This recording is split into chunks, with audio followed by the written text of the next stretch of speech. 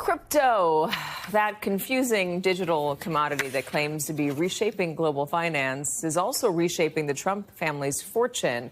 Last fall, President Trump and his allies began launching a series of crypto ventures, pulling in millions in revenue, much of it from anonymous or foreign-backed sources.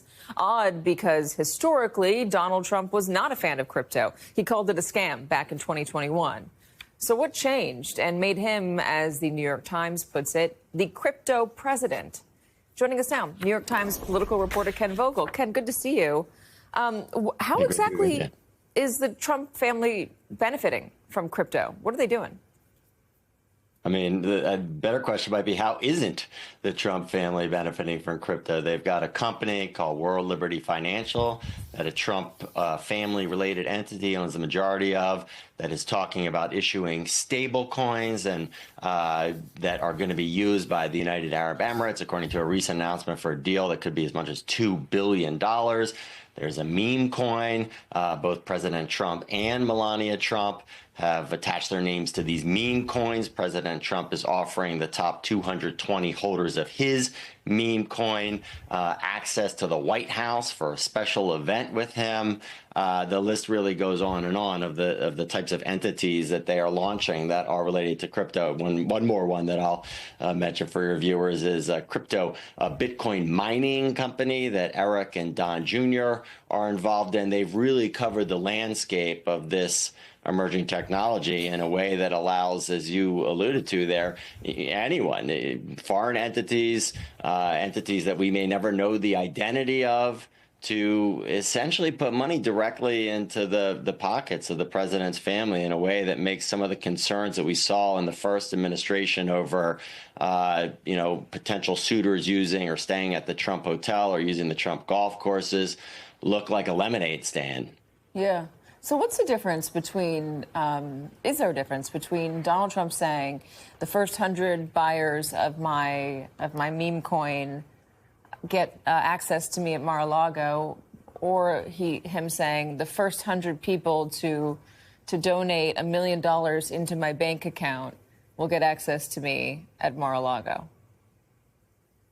Yeah, I mean, they would say, I think, to put myself in their shoes, if I was responding to the question, say that this is a family-owned entity and there are other investors. It's not going directly into the president's pocket, but it definitely benefits the family. I mean, these entities are all they're businesses, and they're, I think an interesting comparison might be. When you say, what's the business? What is the business other than access to him at Mar-a-Lago?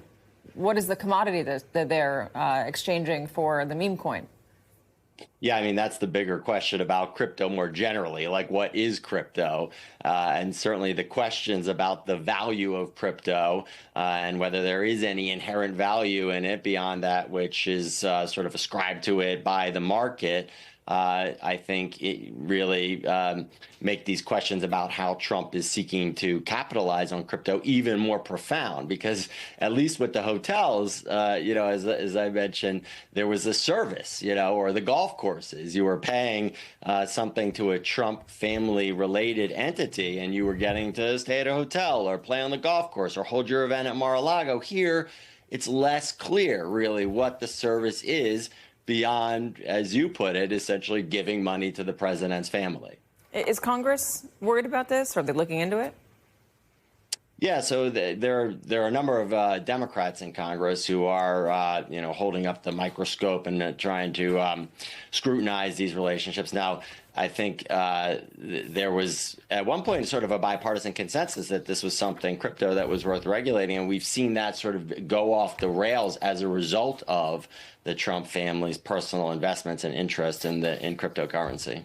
Because it's not regulated, it's an easy place to, I guess, just do what you want, or not fully regulated at least. Ken Vogel, is it regulated at all? It is. There are some regulations, certainly, Okay. but what President Trump has done is sort of peel away some of those. And we've seen instances of the SEC dropping crypto-related investigations, DOJ dropping crypto-related prosecutions, and a real move by the folks who Trump has installed at the SEC and other agencies, CFTC, that had been moving to regulate crypto, instead take a more laissez-faire approach to it under Trump. All right, Ken Vogel, thank you very much for trying to help me understand what in the world's going on. I appreciate it.